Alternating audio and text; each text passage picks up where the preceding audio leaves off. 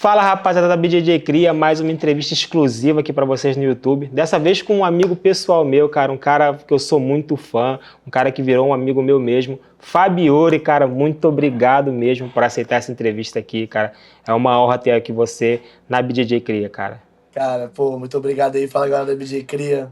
Então, pô, Alisson, pô, obrigadão pelo convite, né, cara? Como já falou aí, pô, viramos um amigo pessoal aí nesse curto tempo, dessas aventuras loucas aí que a gente pegou um ônibus, né, de um ônibus, nessa correria do jiu-jitsu aí. Mas, pô, tô muito feliz pelo convite aí de estar participando dessa entrevista. Pô, cara, muito maneiro, cara. Eu já tive a oportunidade de ir lá. Quem acompanha aqui o canal da BJJ Cria viu que saiu um vídeo muito maneiro lá da Jeff Team. Conhecemos a academia, vimos os treinos. Teve uma parte em que tu fala muito do teu início, que é uma parte que eu realmente gostei muito do que tu se abriu ali. Foi legal porque o vídeo explodiu bastante, teve bastante visualização no YouTube, mas eu queria que tu abordasse mais isso, cara. Então eu queria começar por isso, cara, falando da tua origem, de onde que veio o Fabiori, cara, como que tu conheceu o jiu-jitsu, pra gente entrar um pouco mais em detalhes, porque lá foi um vídeo um pouco mais rápido, acho que Sim. 5 minutos. Queria que tu falasse um pouco mais sobre isso. Então, cara, eu comecei jiu-jitsu pela influência do meu primo, né? Que a gente sempre foi muito grudado, né? A gente, o pessoal que é. Minha família é toda do Nordeste. Então, o pessoal que é do Nordeste sempre prezou muito pela família, né? O pessoal é muito família, muito esse Sim, laço ali. sim. E eu sempre tive uma relação muito boa com meu primo e eu sempre tive eles como exemplo, né? Tipo, meu pai sempre foi muito ativo na área do esporte, na capoeira, meu tio também e meu primo. E logo sempre vi a família praticando esportes. Até que em 2011/12, assim, ele começou a fazer jiu-jitsu.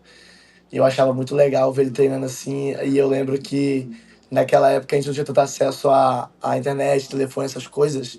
E eu fiquei muito maravilhado quando eu vi ele saindo na revista lá na nossa cidade. Que é em Lusiânia, né? Eu sou do interior do Goiás ali, cidade pequena do Goiás, próximo de Brasília. Que o Mas jiu-jitsu uma, já uma agora revista, uma revista, uma revista de lado, uma revista de tipo lá local de mesmo, era uma vocês? revista local assim da cidade falando sobre os destaques. Maneiro. Aí nessa revista tava falando sobre um atleta de Lusiânia que tava lutando, que era ele no caso. Maneiro, Ai, maneiro. cara, eu achei muito legal, pô, fiquei com o olho brilhando, aí, pô, sempre gostei muito, assim, dessa área do esporte, por ter feito esporte com meu pai, foi algo que sempre aproximou muito minha relação com meus pais, assim, que é o esporte, e comecei a fazer jiu-jitsu. E a gente tem muito ainda esse estereótipo, né, de quando a gente fala de jiu-jitsu, a gente sempre fala muito dos lugares de grande concentração do jiu-jitsu, que é sempre, pô, Manaus, Rio, São Paulo, grandes partes do norte e nordeste, assim, também, que o jiu-jitsu se familiarizou e explodiu, né? Que o jiu-jitsu se tornou uma forma de saída para as pessoas, na verdade, assim, né? O esporte. E eu sempre tive muita vontade quando eu comecei a competir, a primeira vez, eu falo para todo mundo que é muito bom, que a primeira vez que eu competi, assim, mesmo faixa branca, meu pai não entendia nada do esporte, mas meu pai é um cara, tipo, muito fechado, assim, né? Cara muito sério, tem uma cara muito fechada, assim. E foi a primeira vez que eu vi meu pai gritando, esguerrando, assim, me vendo lutar, parecia que ia morrer. Então, pra mim, tipo, isso ali foi uma fortificação do laço muito legal entre eu e ele.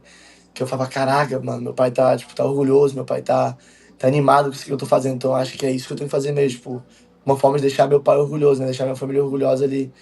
Então, da minha primeira competição, assim, eu decidi jiu-jitsu como minha vida. E depois disso, nunca teve plano B mesmo, nunca tive um plano B. Sempre tive o plano do esporte, né, do jiu-jitsu. E eu sempre tive muita vontade de mostrar isso, né? Tipo, de mostrar a força não só da minha cidade, mas do lugar que eu treinava. Eu sempre treinei numa academia assim que a gente tinha nossas limitações, né? Nosso professor ali sempre viveu naquele círculo ali, mas ele sempre instigou a gente a procurar novos ares, acreditar mesmo no esporte, na mudança que ele faz para a vida pessoal. E sempre acreditou muito em mim. Pô, eu já tenho um cara, né? Eu tenho um cara de moleque travesso, né? Não dá para esconder. Então, quando eu era mais Aprontava novo, muito, cara. pô, tá maluco. Eu nunca tirei nota ruim, pô, sempre tirei nota boa, graças a Deus. Era inteligente, mas era um pouco travesso. Mas aí, pô, depois que minha mãe e meu professor descobriu a paixão pelo esporte, era a forma deles ali de, pô, me pôr na rédea, né? Tava sempre ali naquela rédea, se comportando, porque senão eu não poderia lutar. Então, o Mas, esporte mudou sempre assim, pode falar. não, mas todo esse teu início foi em Goiânia, onde tu nasceu, né? Todo Isso, esse lá em, período foi Em lá. Lusiânia. Em Lusiânia, É. desculpa, Lusiânia. Aí, pô, todo meu início foi lá em Lusiânia. Eu sempre lutei as grandes competições. treinando lá em Lusiana, na época de quando eu peguei faixa azul muito novo. Peguei faixa azul com, ia fazer 15 anos, tinha acabado de fazer 15 anos quando eu peguei faixa azul. E eu lembro, tipo, no meu começo eu fiz rifas para poder lutar. Meu pai sempre trabalhou muito assim, bastante, diversos períodos para poder me ajudar para levar pro campeonato, né? Tipo, eu acho que isso foi muito importante na minha formação como atleta, apesar do medo dos meus pais, mas sempre esse apoio incondicional aos meus sonhos. Que eu acho que eu sou isso, né? Eu acho que eu sou a continuação dos sonhos dos meus pais ali, pô. Meus pais tiveram um filho muito novos. Meu pai tinha 18 anos, minha mãe tinha 15, ia fazer 16. Então foi ali duas crianças cuidando de outra. Então ali eles aprenderam a ser pais comigo, eu aprendi a ser filho com eles ali desde novinho, mas esse laço de sempre estar acreditando em mim foi muito fundamental, porque eu nunca tive medo. Apesar de minha mãe sempre me criar ali para debaixo da asa, né? Eu sempre falei para ela que ela me criou pro mundo. Mãe, a filha a gente se cria pro mundo, né? E eu lembro que, tipo, eu lembro até hoje, 2017, a primeira vez que eu saí do meu estado, assim mesmo, para viajar, que eu fui pro Rio. A gente não tinha ideia muito do que eu poderia rifar na época, tipo, a gente tava procurando coisas para poder rifar.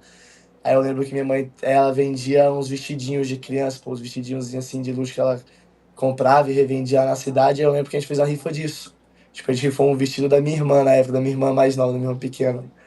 E eu acho legal também, tipo, o suporte que o pessoal teve, muita gente comprou, porque, pô, a rifa ali era simbólica mesmo, pô, ninguém, não era quem ia querer o vestido, Uhum. saca? Mas eu lembro que eu viajei pro Rio sempre treinando ali com esse círculo de indivíduos, né? Sempre treinei com muitas pessoas pesadas, maior que eu, a gente não tinha essa grande divisão de treinos.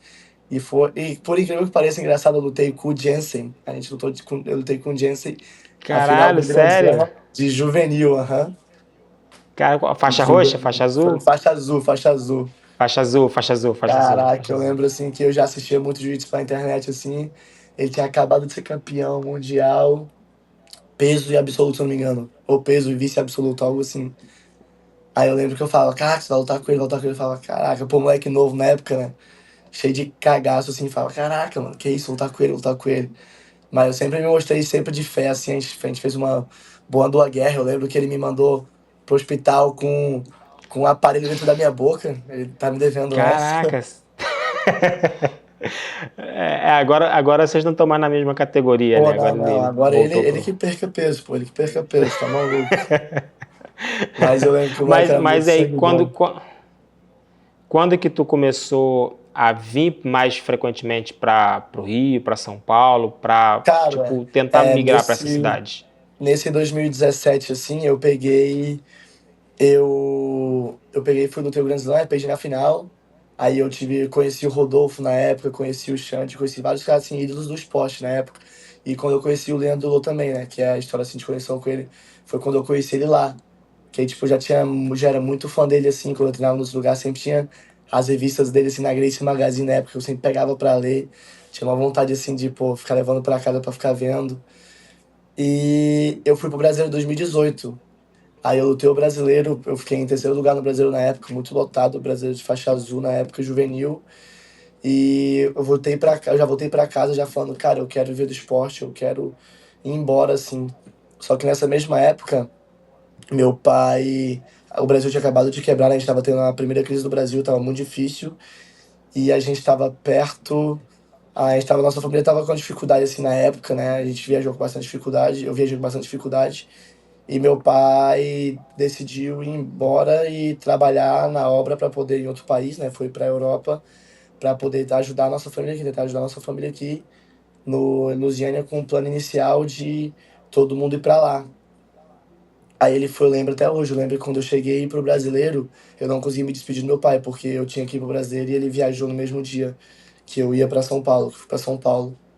Aí ele foi para lá e eu, desde que eu voltei do Brasil, eu sempre falei, pô, eu vou para fora porque tipo, sempre falei, pessoal, eu quero me sentir valorizado, né? Tipo, o Brasil é berço, mas a gente tem muita falta da profissionalização do esporte, assim, e do apoio do esporte aqui no Brasil. E eu lembro Sim, que eu sim. juntei dinheiro, a gente trabalhou bastante. Eu trabalhava na loja de DVD, assim, na época, e eu juntei bastante dinheiro, e meu pai também, para eu poder ir lutar o europeu, que era feito em Lisboa na época ainda. Aí a gente, com um pouco, bastante dificuldade, sempre na guerra, assim, eu consegui ir lutar o europeu. Aí no final do ano que eu lutei o Brasília Open, que foi, tipo assim, meu primeiro ouro pela federação. Eu tinha lutado do Brasil sem kimono também, que eu lutei no Tijuca. Eu vi os caras lá no vídeo falando que só queria que a gente lutou no Tijuca, eu já lutei no Tijuca, tá? Só Tá cria. aí, tá aí. Boa, boa. Aí eu era molecão e sempre foi muito assim. Quando eu lutei na Tijuca, eu não era Jeftinho ainda. E eu lembro que, por incrível que pareça, eu falava, caraca, mano, que equipe de arruaceiro, que equipe de bagunceiro. Porque, pô, eu lutei contra o Moeda Jeftinho no absoluto. E o moleque tinha, sei Loucura, lá, né? Loucura. pô, o moleque tinha 2 metros, muito grande. E quando eu joguei no absoluto, assim, moleque muito grande, olha assim. E, cara, o moleque quase me pegou no começo da luta e o pessoal gritando, batendo na arquibancada. Pô, tinha É, até tambor, tinha até pandeiro na época, assim, muito barulho. Aí eu falei, caraca, mano, que isso? Aí eu ganhei do moleque, peguei a chave dele e ganhei do moleque. Aí eu lembro que eu perdi na semifinal do absoluto, assim, numa guerra maneira. Fiz uma luta bem maneira na semifinal. E aí eu já voltei falando, cara, eu vou lutar europeu, a gente vai. E as coisas vão mudar. E quando eu lutei o europeu em 2019, eu peguei faixa roxa em 2018 no Brasília Open, que foi quando acho que meu professor, tipo, começou a acreditar mais ainda que a gente poderia chegar, porque o Brasília Open era sempre final de temporada, sempre ia muitas pessoas depois do Mundial, se inscreviam e lutavam pro seu último campeonato do ano, né? E eu lembro que eu ganhei de um moleque que tinha acabado de ser campeão mundial na época. Eu ganhei dele, deu triângulo voador nele. Eu lembro que meu professor ficou, tipo, muito emotivo com isso assim, aí ele me deu faixa roxa. Aí, pô, eu contava que eu lutava europeu de faixa azul, assim, aí tive que lutar europeu de faixa roxa já no meu primeiro ano de adulto, maior loucura. Aí eu perdi nas quartas. Aí, quando eu perdi nas quartas, eu me juntei ao meu pai, eu fui pra Bélgica. Aí eu comecei a treinar lá, só que, pô, minha família ainda tava aqui, né? E era, a gente tinha, assim, a gente sempre pensava, eu sempre pensava muito no quesito da minha família aqui, minha mãe sem poder trabalhar, minha mãe tava tentando terminar a faculdade dela. Minha irmã estudava, eu tinha uma irmã pequena também, uma irmã mais nova. E meu pai trabalhando lá e ajudando elas aqui, né? Ajudando elas aqui nessa correria, nessa loucura. Aí a gente se comprometeu, aí eu lembro que eu comecei a trabalhar na obra. Porque mesmo assim, mesmo que eu tava lá, eu sempre fiz muito por... Não loucura, né? Mas eu sempre tentei fazer muitas coisas por mim mesmo. Tipo, eu sempre procurei meios de fazer acontecer. Aí Sim. eu peguei e comecei a trabalhar na obra para poder juntar dinheiro para poder lutar. E nessa também ajudar a minha família para poder trazer minha mãe e minhas irmãs para Europa, né? Poder estar todo mundo junto, né? Porque eu acho que quando estivessem juntos eles estariam mais fortes. Estariam até melhores, seria bem mais fácil para eles lá. Também nesse quesito de educação, vida, segurança. E eu fiquei durante um bom tempo trabalhando na obra. E eu lembro que foi a época assim que meu jiu-jitsu não que caiu, né, mas meu rendimento diminuiu bastante, porque eu acordava 4 horas da manhã, 4:30 da manhã todo dia assim, trabalhava no pesado 11, 12 horas por dia assim, e voltava. Aí eu treinava e malhava ainda, tipo, dormia muito pouco. E era um momento assim muito delicado da minha vida, né, porque eu pensei também, não que eu pensava em desistir, né? Mas eu ficava pensando se, pô, valeria a pena, tal, se ia valer a pena, se isso ia dar certo. Todo mundo tem essa parte que tem uma dúvida. Nenhum atleta vai falar que nunca, no momento nenhum, duvidou, tá ligado? Que isso poderia acontecer. E eu lembro que eu via meu pai, às vezes ele me acordava, meu pai, o pessoal me zoava mesmo. Eu dividia a casa com vários caras assim, também trabalhavam lá na obra na época. E eu lembro que o pessoal me zoava, pô, porque eu, pra poder dormir mais, eu já dormia com a roupa da obra de novo. Eu já tomava banho, botava a roupa da obra, porque eu queria dormir mais 10 minutos que fosse pra poder levantar. Aí, pô, aí entrava na van pra poder ir trabalhar, era 1 hora pra chegar, era mais 1 hora tentando dormir. Pra poder, pô, tentar descansar e querer treinar, eu sempre queria treinar. E eu sempre apreciei muito o esforço da minha família em si, né, desse conjunto, assim, e principalmente meu pai, que eu sempre tive meu pai e minha mãe como exemplo, porque meu pai, através dessa rotina toda tão cansativa, ele sempre tentava ir treinar comigo, assim, para poder me levar, para me motivar, para me deixar, assim, tipo, olhando, pô, não estamos sozinhos não, estamos juntos nessa, vamos, que vai dar. Mesmo que ele não fale, né, meu pai, tipo, não é um cara muito comunicativo, né, a gente não tem tanta essa comunicativa, mas depois de um tempo a gente entende a linguagem das pessoas de comunicar com a gente. E a linguagem do meu pai sempre foi essa. Tipo, meu pai nunca foi um cara de falar bastante, mas ele sempre demonstrou muito nas ações dele a importância disso ali para mim, para ele. Ou então a importância da nossa família mesmo assim, num todo. Eu lembro que eu fui lutar o Paris Open uma vez assim, e eu ia ganhar folga na sexta para poder viajar. Aí acabou que o cara não me deu folga. Aí eu trabalhei sexta na obra pra caramba, precisava ia bater peso assim para lutar no sábado. Aí eu não pude pegar o ônibus que eu ia pegar, tive que pegar o ônibus de madrugada. Mó engraçado, aí peguei um hotel lá Ah, meu. em Paris, e o Caralho. hotel não tinha nem colchão, de madrugada a recepção quase fechada, cara. E eu não falava francês na Caralho, mano. época, eu falava inglês e o cara não falava francês, tá ligado? O cara só falava francês. Aí, caraca, eu lembro que eu morria de rir, eu falava colchão em inglês, que é mattress. Ficava falando, e ele não entendia. E eu falei, mano, deve ser muito parecido em português. Aí eu comecei a falar, colchão, sei lá. Mano, e foi engraçado, o cara subiu pro meu nosso quarto, muito com medo, e abrindo a porta, assim, desesperado. Aí eu fui perguntar pro amigo meu no dia seguinte, porque o cara subiu desesperado e tal. Aí, pô, como é que tu falou? Eu falei, não, mano, falei colchão. O cara, mano, colchão é porco, cara. O cara devia ter achado que tinha um porco dentro do teu hotel, cara. Sei o quê. Aí eu, ah, não, mano, que isso, tal, não era um Não, porco, não. é Ah, muito doido essas histórias que você está contando, né, Fabrício? Porque, cara, se for parar para pensar, tudo isso foi um sacrifício muito grande que tu fez, cara. Trabalhar na obra, fazer essas correiras todas. Mas olhando agora, eu tenho certeza que tu se orgulha de tudo isso. Porque, pensa bem, foram de 2018 mais ou menos para cá, né? Então são 6 anos. Vamos botar 5, porque a gente não dá para contar 2024. Então, cara, sim, é uma ascensão muito rápida pô, dentro de um esporte tão ingrato quanto o jiu-jitsu. sim. Então, eu tenho certeza que foi sacrifício, foi, mas eu tenho certeza que hoje em dia não seria muito diferente se você não tivesse feito isso tudo, né, Sim, cara? pô, sem dúvidas, cara, eu concordo. Eu acho que eu nunca reclamei, sempre procurei muito evitar reclamar das situações assim, ou da situação atual que eu sempre me encontrei. Eu acho que muitas coisas a gente não controla, sem dúvida, mas o momento que eu tô, o lugar que eu tô, eu sou responsável por isso. E é que nem você falou, jiu-jitsu é um esporte muito ingrato, muitas coisas podem mudar de um dia para o outro, tanto pro lado bom como ruim. Ainda mais para os atletas, né, que a grande maioria é assim, que vem de um background mais humilde, de uma forma onde você não tem aquele planejamento de carreira, alguma pessoa para estar te guiando, o que fazer, algo do tipo, sempre vai sendo muito intuitivo, fazendo as coisas no instinto. E eu sempre fiz muito isso, as coisas no instinto, mas eu sempre tive muita certeza. Eu sempre falo, pessoal, que eu sou um cara que eu sempre atraí as coisas para mim. Eu sempre falei diversas vezes que ia acontecer. Às vezes até era até meio chato porque eu falava para as pessoas, mas hoje em dia eu entendo que eu não tava falando para eles para mostrar que eu queria falar ou que eu queria fazer, mostrar que eu sou bom ou melhor que ninguém ou algo do tipo. Na verdade era uma forma minha automática do meu subconsciente de autoafirmar para mim mesmo. Tipo, eu tava querendo me afirmar que essas coisas iam acontecer, eu tava fazendo uma pequena lei da atração. E eu comecei a acreditar muito nisso, sempre acreditei muito nisso, tanto que minha vida mudou de 2019 para 2020, 21, deu um salto muito gigante. Que em 2019 eu conheci o Gabriel Rainho, que é meu professor, que é da GF Team, que, pô, foi um cara incrível, né? Eu tive uma conexão com ele, pô, ímpar, muito boa desde o começo.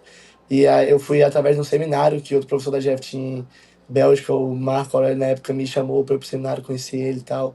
Que era uma época que eu tava muito descrente ainda do jiu-jitsu, não do jiu-jitsu, na verdade, né? Mas pelo fato de estar trabalhando tanto, às vezes eu não conseguia, não realmente, não conseguia lutar na competição. Chegava na competição que eu ia fazer, meu corpo tava muito cansado, porque eu tava trabalhando incansavelmente igual maluco. Aí, pô, eu ia lutar um campeonato, eu queria fazer movimentos e meu corpo não conseguia responder pelo cansaço. Mas eu sempre tava falando, tipo, Uhum. pô, vai acontecer, vai acontecer. E quando eu conheci ele, foi a semana assim que eu comecei a decidir que eu ia começar a sair da obra mesmo, que ia largar isso, que eu não ia voltar para isso. E eu peguei e lutei um Amsterdã Open num final de semana. Que até o irmão do André Galvão, que é o Gustavo, cara, muito sangue bom também. Cara, pô, ímpar 10. Ele me viu lá lutando, eu tava sozinho na arena assim. Eu lutei a categoria, eu ganhei a categoria sem kimono. Finalizei todas as lutas e fui pro absoluto. E eu era o menorzinho do absoluto. Aí eu lembro, tipo assim, das minhas 3 lutas do absoluto, duas eu finalizei com armlock voador, uma eu finalizei com armlock voador. E a final contra um cara grandão, que tinha até lutado com um aluno do Gustavo e também um aluno do André, da Atos. Foi pra final comigo. E, pô, e teve uns dois caras que falaram, pô, não precisa lutar, pô, o cara é muito grande e tal, não precisa lutar. Eu falei, pô, você não entende que, né, eu tenho que lutar, tipo, minha vida é essa, entendeu? Tipo, o absoluto pra mim é essa marca, eu preciso achar minha marca. Aí eu lembro que, pô, em 30 segundos, algo assim do tipo, eu finalizei ele com um triângulo voador. Aí a gente lutou nessa finalizei com o triângulo Ah, maneiro. voador. Aí eu lembro que o Gustavo, na época, ele falava muito isso, ele vai até lembrar quando eu falo com ele. Ele falava, caraca, moleque, tu é de fé mesmo, tu é de fé, caraca. Tu é pra isso, tu nasceu pra isso, tem que fazer isso, pô, continua treinando. E eu lembro que eu sempre guardava, né? Tipo, dá muita alegria, assim, quando você tem o período da dúvida, receber palavras de pessoas, assim, que já tem uma estabilidade no jiu-jitsu ou já tem uma história formada de, tipo, o que é possível pra você. Entendeu? Te deu muita alegria. E quando eu me juntei à GF Team, eu fui muito abraçado, assim, pelo Gabriel, ele sempre me ajudou muito. Eu acho que isso foi muito bom pra minha história, assim, ver essa, esse sacrifício que outras pessoas faziam pelo meu sonho. Eu falo pra todo mundo, pô, o sonho é meu, sem dúvidas, mas eu sou a continuação de um sonho de várias pessoas. Tipo, eu sou a continuação do sonho dos meus pais. Meu pai sempre teve na área do esporte, sempre gostou muito da área de esporte. Pô, minha mãe também sempre gostou muito. Pô, como o Gabriel sempre mudou vidas através do esporte, como mudou a minha. E mudou de outras pessoas, o mestre Júlio. Pô, tanto que até as coisas que já fizeram por mim, que eu falo, cara, tipo, são muitas pessoas ali ao meu lado que acreditam nesse mesmo sonho que eu tenho hoje, entendeu? E isso foi sempre me dando um combustível, tipo, me deixando muito alegre e satisfeito. Em 2021, depois eu vim em 2020, eu voltei pro Brasil, na época da pandemia, e fiquei na GF Team, fiquei no Meyer ali, e comecei a treinar bastante, foi onde eu me juntei a um moleque, pô, acabou virando meu irmão mesmo assim, que o moleque parece até comigo, que é o Ademir, que se, pô, eu não quero nem fazer exame de Gente boa. DNA, entendeu? Tenho até medo de fazer exame de DNA. Eu até brinco com ele, que ele falou, pô, meu pai nunca foi no Goiás. Eu falei, ó, mas meu pai já passou no Macapá. A gente fica brincando lá. É muito gente boa, cara. Ademir Pô, também é muito cara, gente boa. Gostei muito de conhecer ele. ele é um moleque incrível, de uma história até bem linda, assim, tá ligado? Tipo, um moleque, como ele sacrificou também uma parte do jiu-jitsu ali, da carreira dele, em parte, pela família. O Ademir teve o pai dele, tipo, que faleceu de uma doença muito, bem desconhecida na época no Brasil, que ele acabou perdendo os movimentos e começou a ficar bem debilitado. O Caramba. Ademir, muito novo, ele assumiu esse papel de homem na família ali, de estar sempre ajudando. Ele sempre falava que não ia sair de perto da família dele, do pai dele, enquanto o pai dele estivesse vivo. E ele sacrificou também ali, né? E o professor dele, o Orlando, acreditou muito nesse processo também com ele. E, pô, me mostra que eu fiz a decisão certa também. Tipo, o moleque tá aí hoje nas cabeças, na faixa preta Sim. também, e escolheu a família que eu sempre vou escolher minha família, claro. Mesmo que hoje o jiu-jitsu me faça fazer escolhas contrárias, sem dúvida eu sempre escolho campeonatos, datas especiais, a gente não tá lá. Mas a minha família sempre vai vir acima de tudo, sem dúvidas nenhuma. Mas foi quando eu conheci o Ademir, e eu lembro que ele me ajudou bastante. Tipo, foi muito difícil para mim quando eu cheguei no Rio, porque a gente sempre tem muito essa distinção de, pô, de quem é playboy, de tal, algo do tipo assim, e sempre tem muitos pré-julgamentos. Então no começo foi muito difícil me alocar ali na GF ali no Meyer, porque, pô, eu cheguei de um país, tava lá fora, e do pessoal, tipo, pô, playboy, playboy, playboy. E que não era verdade, Sim, entendeu? Tipo, como todo mundo ali eu tava trabalhando, só que a gente tava tendo sim, uma corrida diferente. Nunca é justo pra ninguém, todo sim. mundo tem sua própria caminhada, eu penso assim. E eu sou muito assim, tipo, sou falastrão pra caramba, energia, tipo, tal. Que às vezes o pessoal pode até confundir, pô, com, falso, tal. Mas realmente, pô, se meu santo bate, pô, se não bateu, tranquilo, tá ligado? Sempre fui muito disso. E eu lembro que ele foi o primeiro moleque a me abraçar mesmo assim, tipo, eu lembro que na primeira semana foi cego, tipo, deixava as coisas na geladeira da academia lá, sumia, filho. Cartela de ovo sumia, carne sumia, selfie, filho, briga lá de leão. E eu lembro que você me ajudou muito, pô, me É, levava nos restaurantes, pedia pros caras, tipo, me dar moral pra poder comer no restaurante assim, pra poder treinar, pra divulgar. Sempre pedia muito essa ajuda assim. Então a gente criou um laço muito maneiro ali entre eu e ele num período de tempo num período muito curto ali, entendeu? pô, eu acho muito maneiro, Fabio. E uma coisa que eu já tinha reparado antes, era até uma coisa que eu ia falar contigo. Eu sempre dou uma olhada no Instagram de quando eu vou fazer uma entrevista assim, para poder, né, saber o que falar, não falar besteira. E eu vi que tu tem uma relação com a tua família que é muito forte, cara. Eu vi alguns vídeos no teu Instagram muito emocionantes ali, de momentos com a sua família. Você agora, quase que o tempo inteiro, você sempre citou a tua família, cara. E o jiu-jitsu, ele é um esporte individual, né, cara? Querendo ou não, você tem que sempre se colocar na frente, né, cara? Tu tem que viajar, vai ficar longe da família, vai lutar um campeonato, tem que se abdicar, pô, tô fazendo dieta, não posso ir no evento da minha avó que vai ter um almoço muito foda. Então, o jiu-jitsu, ele te afasta muito da família, cara. Como é que tu lida com isso, cara? Sendo um cara tão emocionado, assim, tão emocional com a família. Cara, eu acho que eu sempre falo pro pessoal, eu sempre converso muito com atletas até. Quando teve o AIGA aí, eu conheci o pessoal da pirâmide, que eu sempre falo pra eles tentarem se lembrar dos porquê. Tipo, eu acho que a caminhada é muito difícil, a gente sempre vai se questionar se vale a pena ou algo do tipo, e eu sempre tento me lembrar dos porquê, porque o jiu-jitsu hoje em dia também foi algo que me aproximou muito do meu pai, minha relação com meu pai melhorou bastante. Eu acho que todo mundo, assim, quando é mais novo, tem uma relação meio indiferente com seus pais, ou o pai mesmo em si. É difícil, pô, tu não vai chegar com teu pai com seus 11 10 anos de idade e vai abordar futebol com teu pai, pô. Teu pai não quer conversar sobre futebol com você, tá ligado? Quer sentar ali, conversar com os amigos, pô, algo do tipo.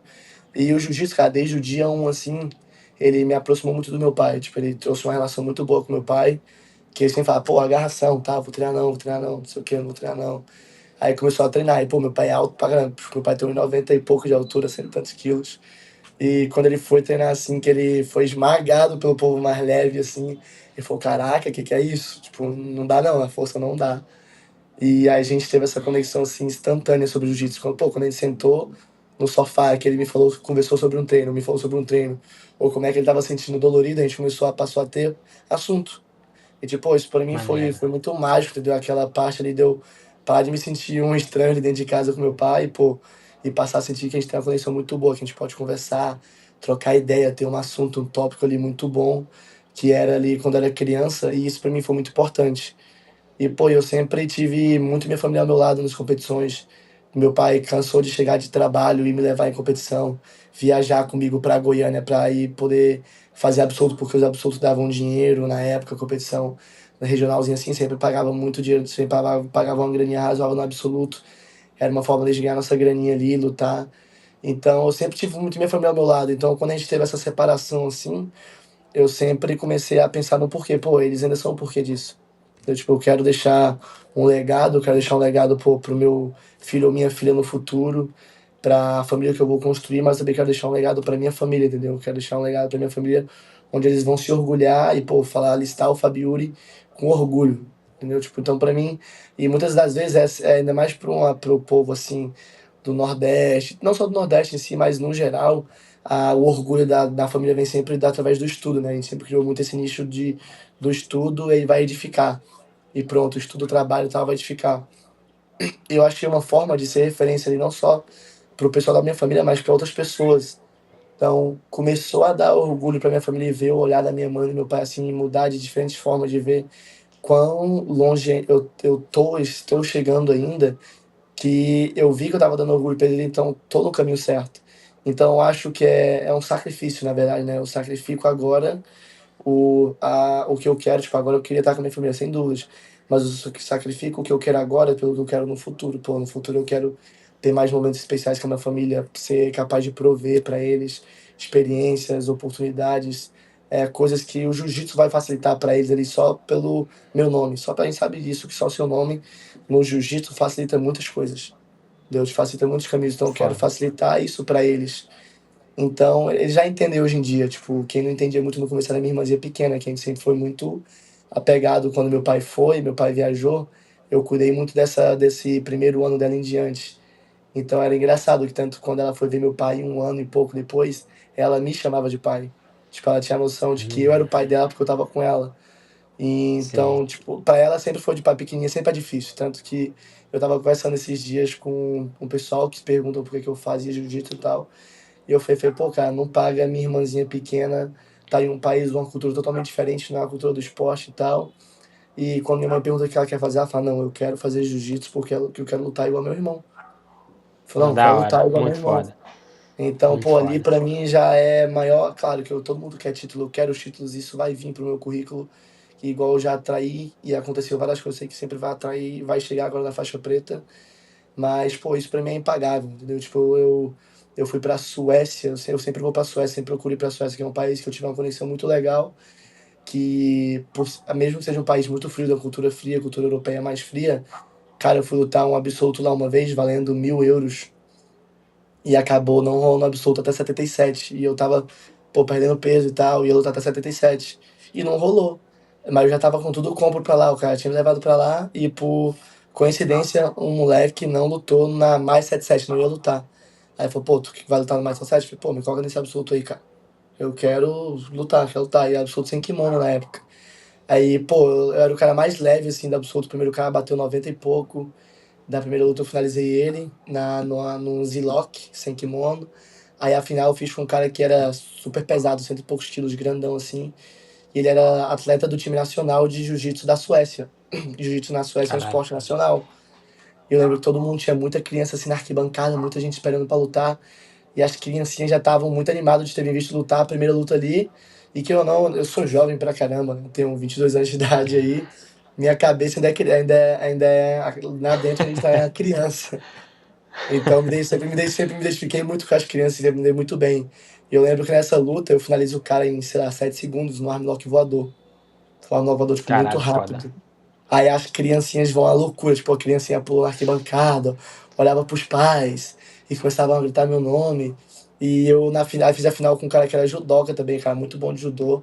E na regra DCC não, eu já não podia mais puxar, grandes coisas assim. Aí eu finalizei ele também, tipo, finalizei num armlock na luta e ganhei. E, pô, toda vez que eu vou na Suécia é bizarro, tipo, as crianças. Aí eu lembro que até na segunda vez que eu fui pra lá, eu tomei uma chamada das mães. Eu falei, pessoal, pô, primeira vez que eu fui chamado a atenção por outras mães. Eu cheguei na academia pra dar um seminário, aí um menininho chegou fazendo assim. Porque quando eu ganhei a luta, eu fiz, né, a formada, eu queria o cinturão e comecei a dar língua pra plateia. Pô, foi automático, cara. Coisa de criança. E eu É coisa de lembro. criança, criança Ah, assim, coisa de é criança criança. assim. Entendeu? A fase da infância do homem até seus 35 anos é muito boa, entendeu? Aí, cara, eu lembro que a criança chegou pra mim, pegou na minha mão e fez. Ah! Aí eu fiz também pra ele, só que eu fiz muito inocente no tatame. Aí a mamãe perguntou, pô, é por causa de você?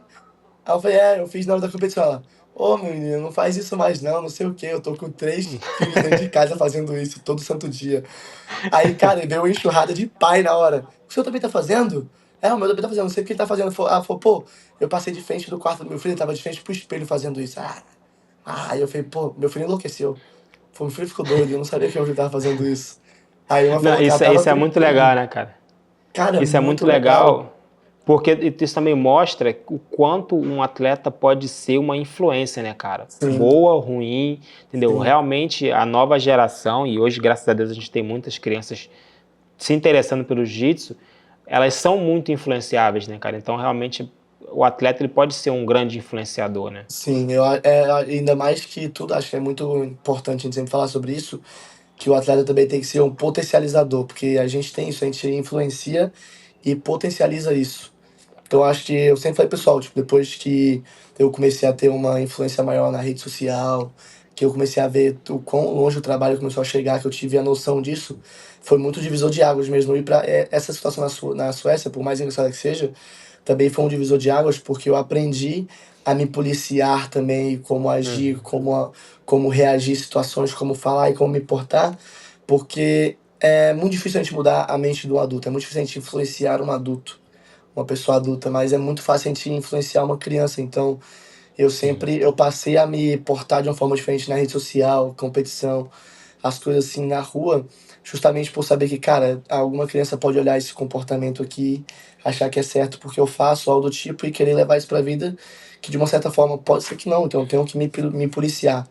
Então eu passei a ser bem menos ativo na rede social, com essa forma, tipo, de expressão, essas coisas, sabendo me expressar, porque eu sei que vai ter uma quantidade X ali no público de criança que olha isso como exemplo. Eu acho que as pessoas Legal. têm que tomar muito cuidado. Hoje em dia, os atletas têm que tomar muito cuidado com isso, da forma que, igual você falou, o quão influenciável a gente é. O quão a gente pode influenciar outras pessoas e outras crianças. Então é sempre muito bom. Eu sempre olho, faço uma avaliação, olho meu Instagram. Se é algo que eu acho que não é necessário, eu falo, pô, não preciso mesmo, realmente, pô, não tenho que postar, tenho que evitar isso. Então sempre manter minha vida pessoal assim bem particular em si. Porque, querendo ou não, minha vida particular, minha vida pessoal também é a mesma coisa que a minha vida Sim. profissional, é treinar. É, Minha é, vida é o profissional é treinar. lifestyle do jiu-jitsu, né? É o É isso, lifestyle do entendeu? jiu-jitsu, né? É, e o bom é que isso mostra que tu tem uma noção de construção de legado, né, cara? Do que tu quer passar, do que você quer mostrar pro teu público, né? Tu não tá ali só pra lutar e só por postar, entendeu? Tu tem uma noção de que hoje você gera um impacto em muita gente que te segue, né? Sim. Pô, eu sempre. eu sempre pensei, né? Sempre gostei muito do jiu-jitsu, assim, por ser um esporte que a gente tá furando a bolha, estamos começando a chegar em outros patamares, outros streamings, entendeu? Tipo, o crescimento que a gente tá tendo agora tá sendo revolucionário, pô, com esse campeonato do Craig Jones colocando $1 milhão, pô. Se você perguntar pra um cara 30 anos atrás, quando ele achou que ia ter $1 milhão no jiu-jitsu? Nunca. Acho que ninguém teve essa ideia, assim, desse crescimento tão rápido, né? Apesar de ser um esporte complicado de se entender às vezes. E, pô, com esse crescimento, eu entendi que sempre vai crescer em todas as áreas. Então, eu sempre fui pessoal. Eu nunca me coloquei no patamar, eu sempre tive ídolos no esporte que me influenciaram de uma forma, mas eu sempre tive uma régua também do que eu quero ser. Eu falei, pô, eu não quero ser o próximo Gordon, não quero ser o próximo Bochecha, o próximo Leandro Lô. Eu quero ser o próximo Fabio cara. Tipo, eu tenho pessoas que eu sigo como Maneiro, influência, mas eu quero ser o próximo Fabio. Ah, porque eu posso, maneiro. porque só vai existir eu quero que exista só eu. Só vai existir um Michael Jordan durante toda a sua vida, só vai existir um Michael Jordan. A gente sabe disso. Ah, Exatamente. Sim, pode chegar a vir caras mais habilidosos, melhores que ele, sim, mas o cara deixou um legado ali que vai além da vitória ou do esporte, ali, é algo por fora exatamente. disso. Então eu sempre tento deixar para as pessoas claro que o legado que eu quero deixar é fora do esporte também. Tipo, eu quero tocar vidas, eu quero que as pessoas vejam, tipo, acreditar na beleza dos sonhos, tipo, que é difícil pra caramba, cara, mas eu sempre escutei muito que, cara, sonhar pequeno ou grande dá o mesmo trabalho, entendeu? A gente tem que fazer a mesma, Exatamente. colocar a cabeça no travesseiro e imaginar da mesma forma. Então, pô, eu quero sonhar grande, eu não quero sonhar em chegar e, pô, cheguei e peguei na faixa preta, não.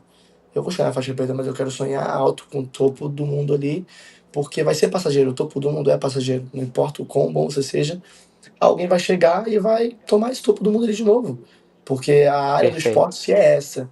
Mas a forma que você vai impactar a vida das pessoas ali do lado de fora, que eu acho que é o grande diferencial. Eu quero estar sempre impactando as vidas das pessoas do lado de fora. Pô, eu quero que um cara olhe pra mim assim e fale, cara, mano, tipo, pô, o Fábio Uri passou por isso, tá trabalhando tantas horas do dia dele e aconteceu, cara. Pô, hoje ele vive do esporte. Pô, ele vive do jiu-jitsu. Pô, eu também posso viver disso. Não necessariamente no esporte, mas, pô, se é um cara que não quer levantar da cama hoje pra ir trabalhar, pô, o cara tá com desmotivação alto, tipo, eu quero que ele olhe minha história ali, com essa parte que furou essa bolha, e ele veja que é possível, entendeu? Tipo, que eu, apesar de todas as dificuldades, algo do tipo, eu sempre tive disposto a estar lá e pagar o preço dessas coisas. Então, eu sempre falo, pessoal, que eu sempre tento me importar de uma forma muito diferente em competição, na internet, conversando com as pessoas. Eu sempre tento ser o mais profissional possível, porque pra mim é isso. Eu quero que o jiu-jitsu fure essa bolha o quanto antes. Porque a gente tem potencial gigantesco, pô. A gente tá vendo marcas como a Albini Preto fazendo parceria com a Nike. Isso é muito grande. Entendeu? Não, foda. Isso é um marco grande pro jiu-jitsu. Os irmãos Mendes mesmo, o Guilherme e o Rafa, eles fizeram uma parceria uma vez com a New Balance, pô, de um tênis, se eu não me engano, e a Show Roll também fez uma parceria de um tênis. Então, cara, a Sim. dimensão que a gente tá tomando isso, a gente tá indo ali, estamos literalmente começando pelos pés, né? Até a gente dominar até a cabeça. Mas a gente tá começando ali É, por baixo nisso.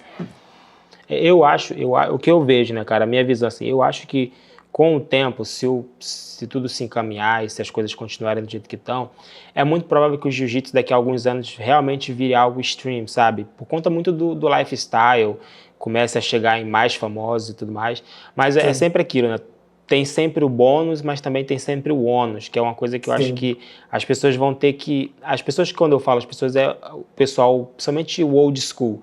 sim. Porque quando o jiu-jitsu furar a bolha, quando o jiu-jitsu virar algo extreme, vai ver muita gente que não é do meio querendo fazer parte e não vai entender o jiu-jitsu e às vezes vai entender o jiu-jitsu diferente, às vezes vai interpretar o jiu-jitsu de uma outra forma, ou então vai acontecer uma coisa que eu vejo que está acontecendo há alguns anos, que é o jiu-jitsu caminhar por um caminho um pouco diferente do que o pessoal da antiga estava acostumado, e aí o pessoal começar, não, pô, mas calma aí, o jiu-jitsu está indo por um caminho que eu não quero, Ah, entendeu? Então eu acho que é uma coisa que vai ter que pesar muito quando chegar esse momento tá chegando gente nova aqui, vamos ensinar esse pessoal como que o jiu-jitsu funciona, e se o jiu-jitsu realmente começar a migrar por um lado diferente, vamos ver se esse lado realmente é bom ou não, porque não adianta a gente também já cortar algo pela raiz sem nem esperar ver o resultado lá na frente, entendeu? exatamente Então, isso.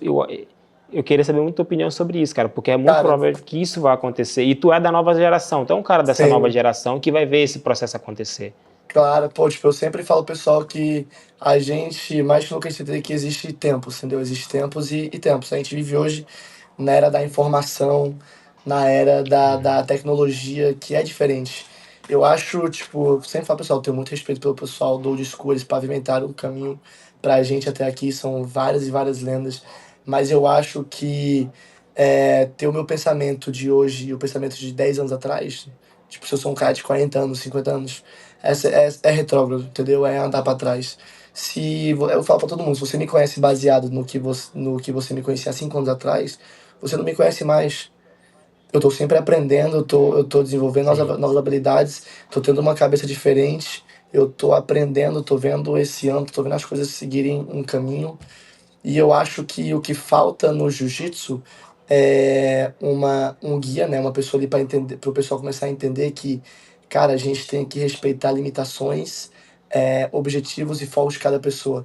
Tipo, teve aquela situação muito chata com o Lucas Neto, né, no Instagram lá, que eu vi o pessoal, pô, sim, caindo em sim. cima e tal, criticando pra caraca, que é um cara que, pô, o pessoal, quer queira ou não, ele ajudou o Jiu-Jitsu ali, cara, ele postar no Instagram dele que ele tá treinando.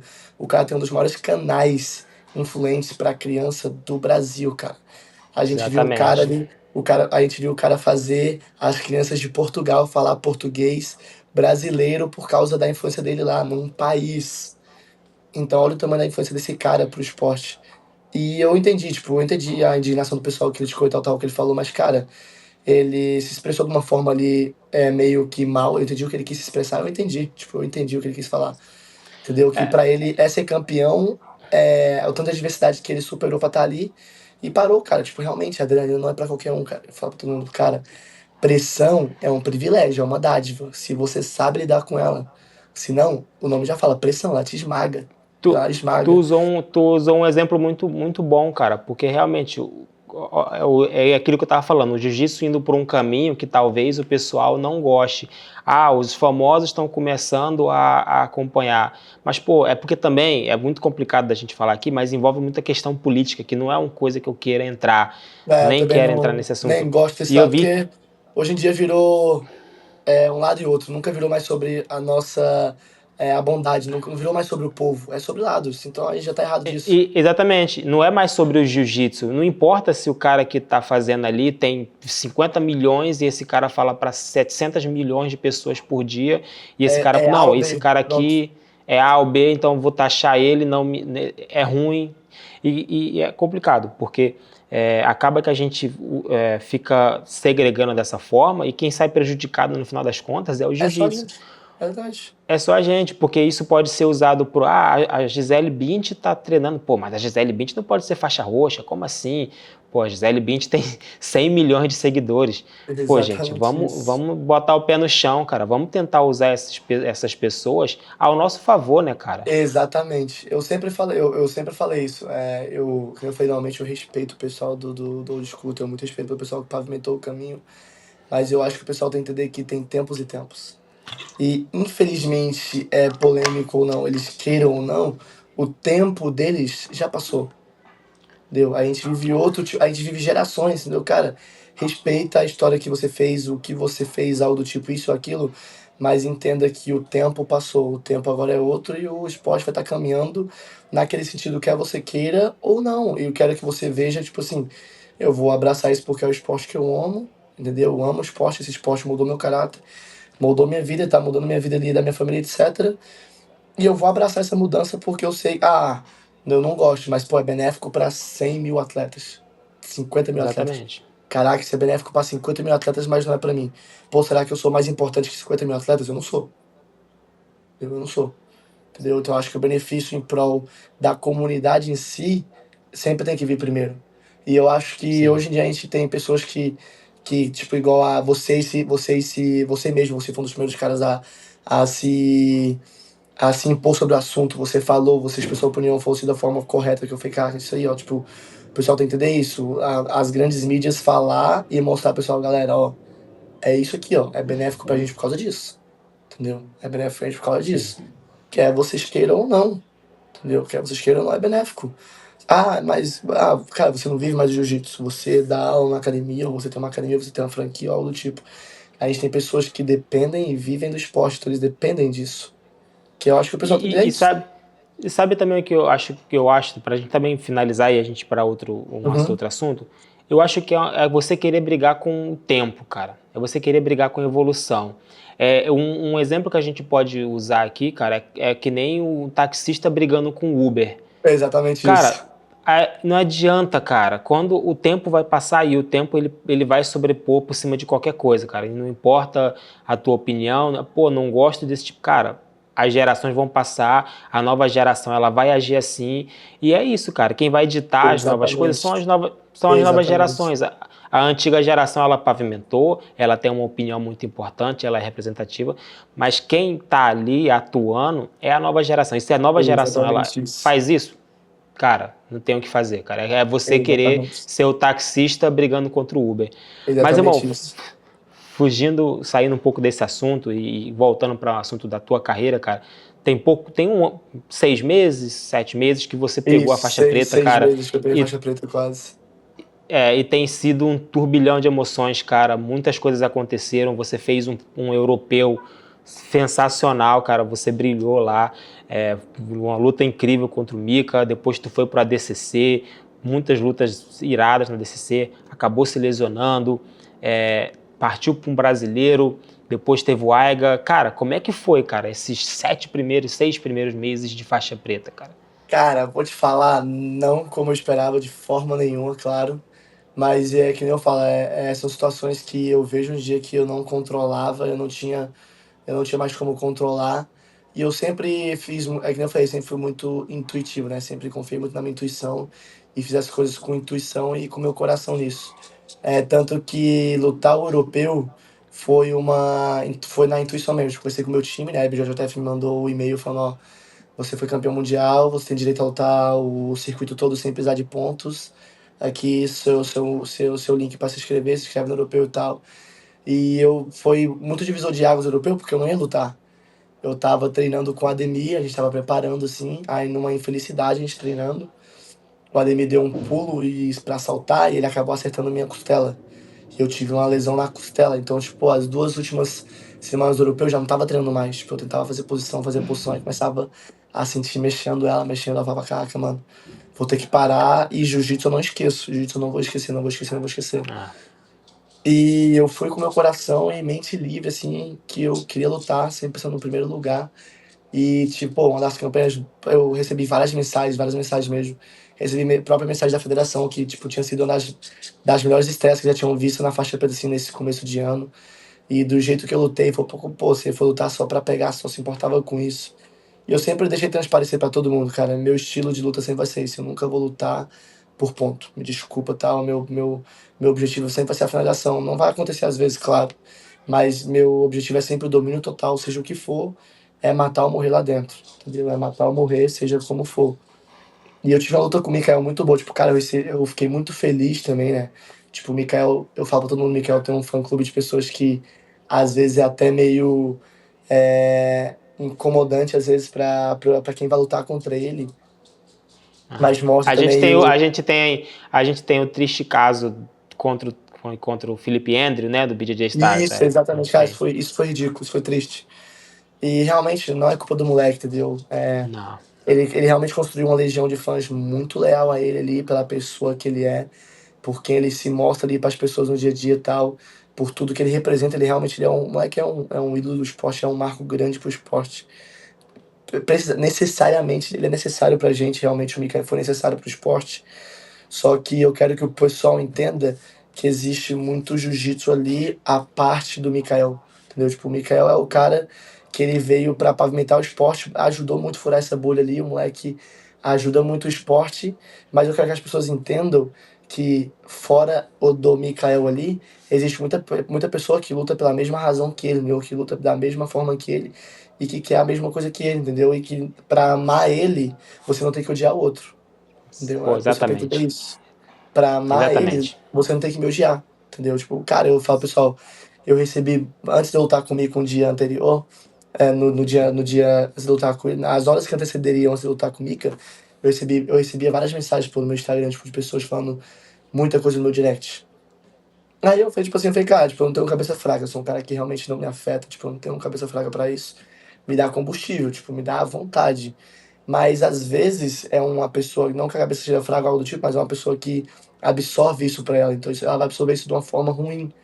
Eu vai absorver de forma ruim. Tipo, uma coisa que eu observava muito é que, cara, a gente teve uma luta de high pace, toda hora eu e o Mikael, tipo, de ritmo pra frente, toda hora eu e ele. Porque a gente somos dois caras imprevisíveis, a gente não sabe o que vai fazer. Pode puxar, Sim. passar, quer dar, lutar em pé, brigar, entendeu? É, do jeito que ele quer show, eu sempre quis também. Só que, cara, era incrível depois da nossa luta, assim, pô, nossa luta teve mais de 1 milhão de visualizações no Rios, pô. Nosso Rios teve mais de Pô, 1 milhão mas de foi visualizações. incrível. Ah, o A pessoal luta de vocês foi gritava, incrível. quando a gente tava lutando, o pessoal tava gritando, a arquibancada levantando. E mesmo assim, depois que a gente lutou, o tanto de mensagem que eu recebia. Tá vendo? Tentar acelerar o Mikael é isso, mostra que ele é mais rápido, isso, aquilo. Aí eu falei, pessoal, não, tá certo, pô, tenho que sentar minha bunda no chão, dar meu braço pra ele e falar, pô, Mikael, me pega aí, porque eu não tenho que te acelerar, tá ligado? É o ônus, cara, que a gente falou. É o ônus da popularização. Isso também Exatamente. é um ônus. Isso também é um Esse ônus. é um ônus. Porque acaba que você cria fanbases e o jiu-jitsu ainda não está acostumado com isso. De você ter Exatamente. esse tipo. A gente vê isso muito no MMA, por exemplo, que os caras são fascinados pelo Charles do Bronx e tal. A gente não está muito acostumado no jiu-jitsu ainda e essa é uma coisa que a gente vai acostumar. Mas só que é aquilo, às vezes, muitas vezes, passa do limite. A galera realmente Exatamente. passa muito do limite. Passa Eu muito do falo. limite.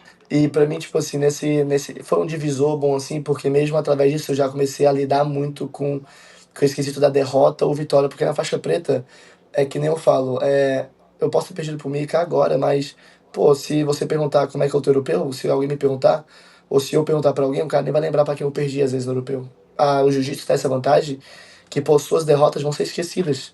Entendeu? Quando você ganhar, após a vitória, se tiver, sua derrota vai ser automaticamente esquecida, que é algo muito bom. Então sempre me deu muita motivação disso.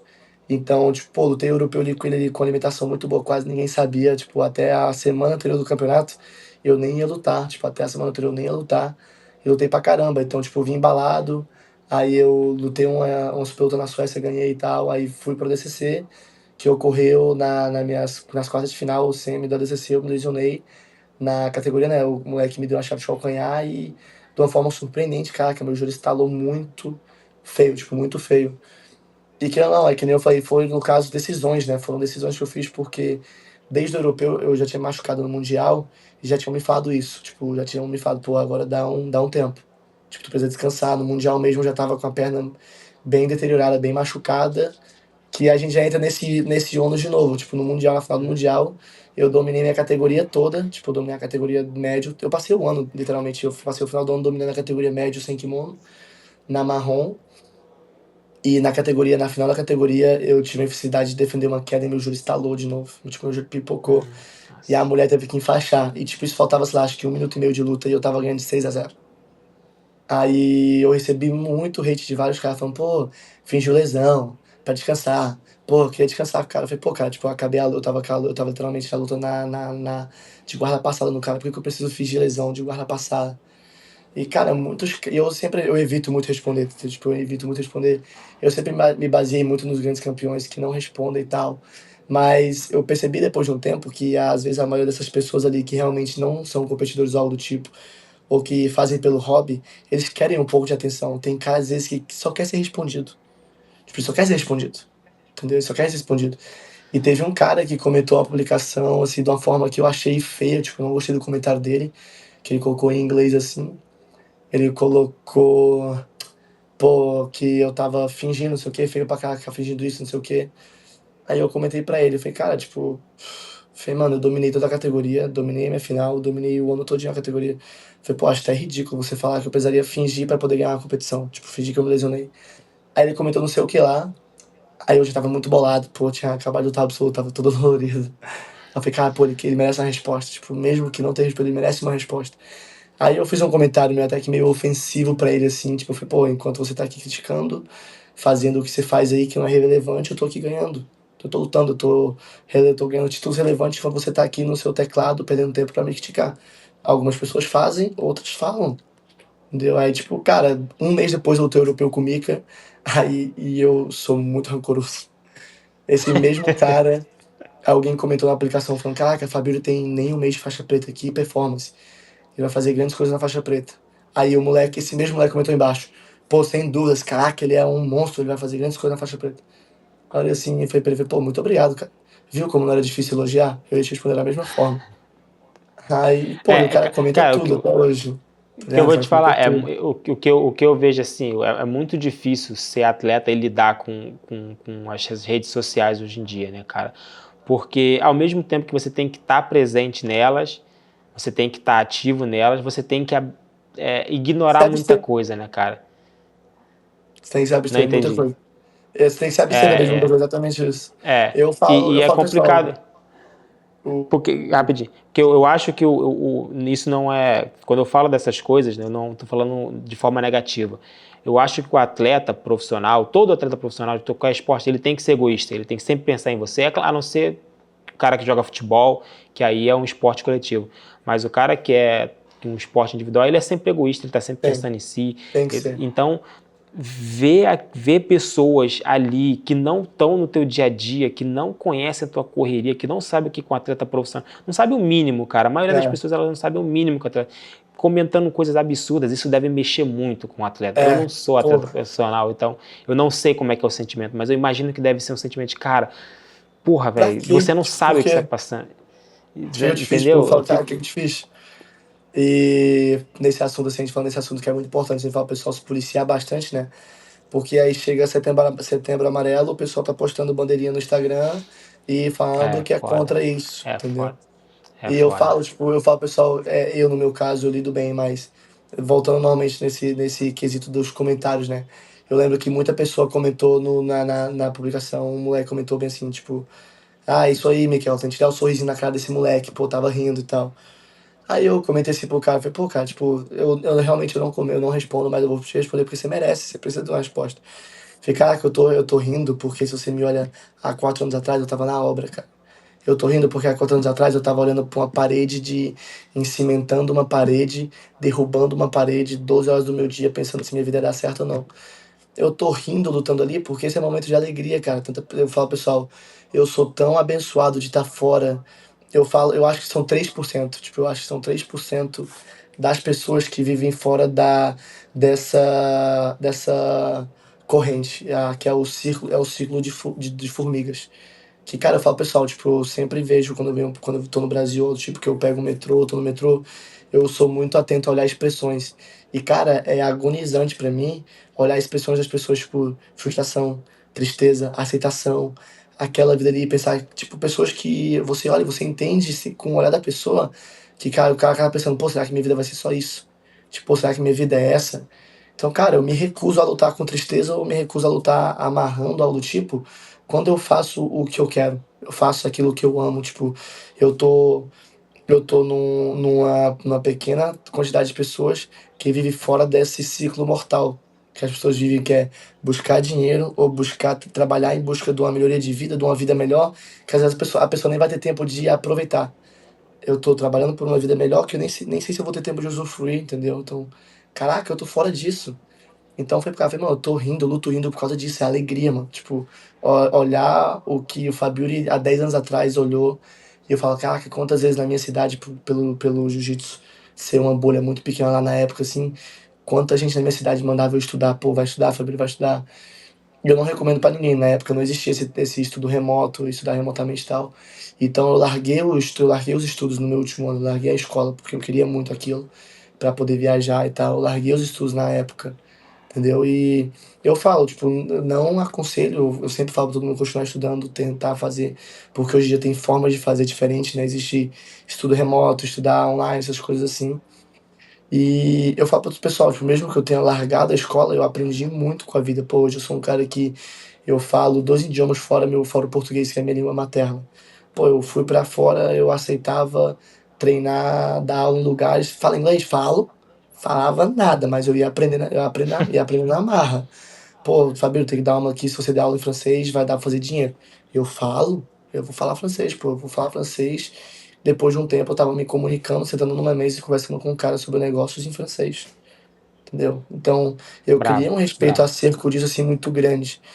Que os caras não conseguem ver isso. Então, pô, eu tenho que lutar com alegria, cara. Tipo, eu já ouvi muito que era impossível, eu já ouvi muito que não dava, eu já ouvi muito vai estudar, eu já ouvi muito vai trabalhar, eu já ouvi de pessoas próximas mandando eu trabalhar, eu já vi de pessoas que eu amo e tenho um ciclo assim, às vezes as pessoas, ou então pessoas amigas de pessoas que eu amo, pessoas que eu me relacionava ali, que olhava com um olhar diferente, porque fala que é atleta, não, atleta não, vagabundo, pô, tem que trabalhar. Entendeu? Então eu me Entendi. recuso a lutar dessa forma. Tem que lutar com alegria, entendeu? Tem que lutar pra frente. E é complicado, né? Eu acho que em certos momentos realmente tem que ignorar essas pessoas, porque senão a coisa não anda, cara. Eu vi Exatamente. que tu postou recentemente bem, né? Acho que foi uma das últimas postagens que tu fez que tu não, nesse momento tá rolando o Mundial e tu tá fora dele, cara. Nesse post você fala que foi uma decisão muito difícil. Como é que foi, cara, ficar fora? Eu sei que tem muito a ver por conta também dessa lesão lá do ADCC, que vem te atrapalhando há um tempo, deve ter te atrapalhado bastante durante o brasileiro Pô, também. eu ouvi, Mas como é que foi, cara? inclusive, eu ouvi ainda do meu fisioterapeuta, assim, meu preparador físico, tipo, pra não lutar, né, o brasileiro, tipo, não luto o brasileiro e tal. Que eu tava sempre muito compensando com a outra perna, então, tipo, pô, meu joelho estalou muito feio no brasileiro também. E acabou agravando um pouco mais, né, que acabou dando a decisão que prejudicou ainda mais, pesou ainda mais pro Brasil, pro Mundial. Mas, cara, eu sempre me recusei a não tentar, tipo, sempre pensando no e se. E eu falei, cara, beleza, me machuquei e tal, lutei, me machuquei, beleza, mas eu fui, entendeu? Não vou tô morrendo por causa do e se. Pode ser, entre aspas, de uma forma errada, eu concordo realmente que pode vir a ser de uma forma equivocada do jeito que eu fiz na época, e talvez se eu tivesse uma guia ali, alguém pra estar ali comigo do meu lado, teria feito diferente. Mas, cara, quando eu sentei assim, que eu falei com meu professor, falei com meus amigos, que eu vi a situação que eu me encontrava, eu falei, pô, eu não vou chegar no Mundial pra chegar lá e só lutar por lutar. Eu quero o topo do Mundial, eu quero o topo da categoria que eu tiver inscrito, a categoria que eu tiver, não importa quem tiver, eu quero o topo da categoria. Entendeu? Eu quero estar lá, eu quero representar e mostrar pro que eu vim. Então, eu fiz um balanceamento assim com a equipe, com a minha equipe, sentou, eu treinei, fui tentar treinar, eu não lutei o Aiga justamente por causa disso. Eu fui para ajudar. O meu foco no Aiga era um só. A pirâmide passou para a final, eu queria lutar com o Taket. Eu já tinha conversado, ele tinha falado. Eu só queria Pô, lutar da com o hora. Taket na final. Tipo, eu sabia que ele tinha batido 7-6, mas eu sabia que eles iam colocar ele para lutar de 8-3 na final, ou algo do tipo assim. Então eu falei, pessoal, pô, vocês passando pra final, eu só quero lutar com o Taket porque ali era o palco excelente pra gente lutar. Tipo, sem amarração, pra frente, porrada. Tipo, Putz, ele que luta da mesma luta, forma hein? que Que eu. luta. E Nossa, que ele luta já que eu tinha, queria ver essa luta. e ele já tinha me falado, tipo, dias antes ele já tava conversando comigo, trocou ideia comigo. A gente trocou uma farpa ali, eu falei pra ele, ó, eu vim com o cabelo melhor que o teu, pra não precisar passar a mão, o meu é só balançar a cabeça e tal. E ele conversou. Tanto que ele falou, pô, cara, que pena que você não passou, queria muito lutar com você. Mas a gente vai ter oportunidade, sem dúvida, eu que é um cara que eu quero lutar bastante, eu quero subir no ranking da Flow, no ranking de Senkimono aí, e quero eventualmente chegar a lutar com ele aí, ter um caminho a ser percorrido, uma estratégia aí, ser percorrida até chegar nele, mas já percebi que o Aiga seria o palco perfeito pra gente sair na mão ali, entendeu? Eu pensei que a gente poderia Seria sair na ótimo. mão, uma luta muito boa, infelizmente a Pirâmide não passou, né, mas eu falo que não tem, não, Deus escreve certos por linha torta. Talvez se eu tivesse lutado também poderia ter me machucado, ou agravado mais, porque, pô, 2 dias antes eu tava tomando analgésico pra não sentir dor, pra estar lá com o pessoal do time. Então, tipo, todo mundo acompanhou essa parte, assim. Então, quando chegou nesse nível, assim, pô, me inscrevi no Mundial, eu olhei assim e falei, cara, não dá. Tipo, a pessoa, pô, cara, que eu sentei no quarto, assim, sentei por horas e horas e horas e eu olhei pra mim mesmo, assim, conversei, tipo, eu olhei e falei, cara, eu vou pedir a Deus discernimento e ele vai falar, se não comigo, ele vai falar através de alguém se eu tenho ou não. Eu recebi uma mensagem muito bonita de uma pessoa, assim, em particular, que a gente não tem tanta conexão mais, não conversa tanto mais assim, mas mandou uma mensagem falando sobre minha lesão, que não era pra eu lutar, que tava sentindo no coração dela que não era pra eu lutar e tal. Aí eu falei, cara, então é isso, tipo, eu pedi e eu tô escutando agora o que eu pedi, quer queira ou não. Então pra mim foi tipo ali, pô, eu tava pronto, eu tava ali pensando, cara, se Deus olhar pra mim e falar assim, não, será que eu tô pronto pra falar assim, amém? Amém. Pronto, entregar e confiar. Muito, Então eu fiz muito isso. brabo. Então Foi uma decisão muito difícil, porque realmente, tipo, vou ter muitos amigos lá lutando agora na faixa preta. Vou ter o Ademir, que eu acompanhei todo esse, esse processo dele, assim, toda essa dificuldade dele para poder estar lá, todo o trabalho que a gente fez junto pra ele poder estar lá também. Eu também queria estar muito lá, mas é que nem a gente falou, tipo, eu tenho 6 meses, vou fazer 6 meses na faixa preta ainda.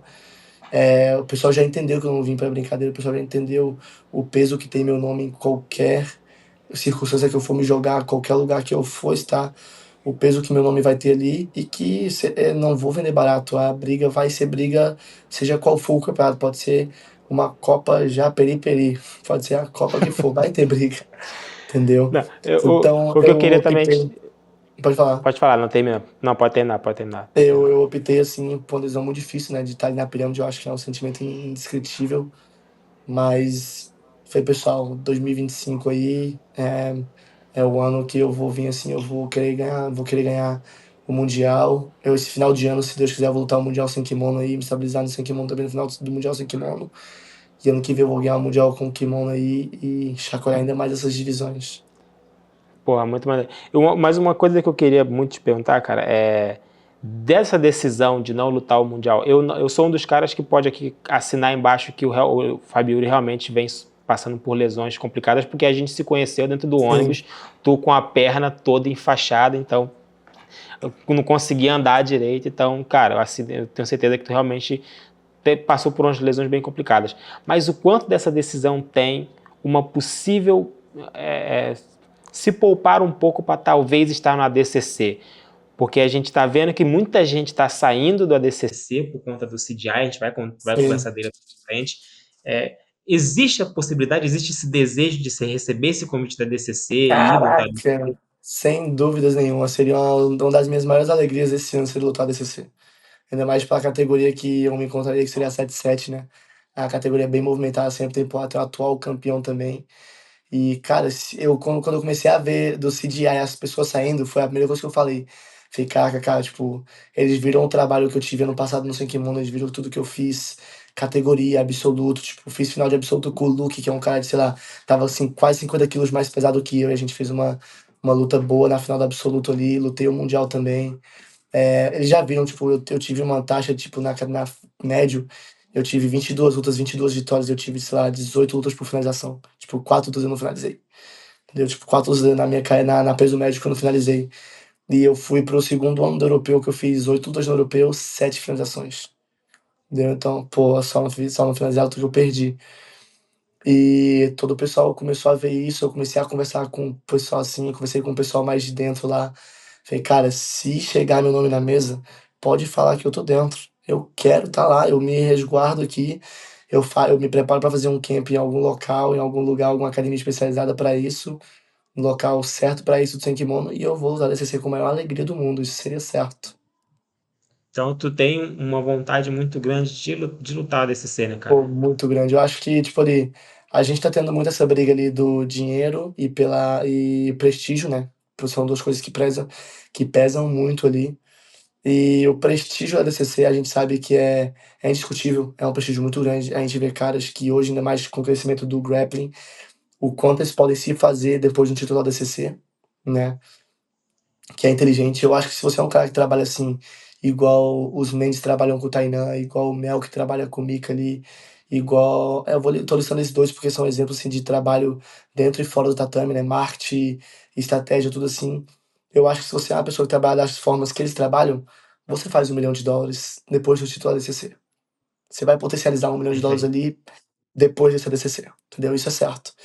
Mas quando a gente fala de uma pessoa, tipo ali, que você tem chances reais de estar naquela categoria, dominância real e ganhar US$ 1 milhão numa noite, vai mudar a sua vida. É uma mudança de vida.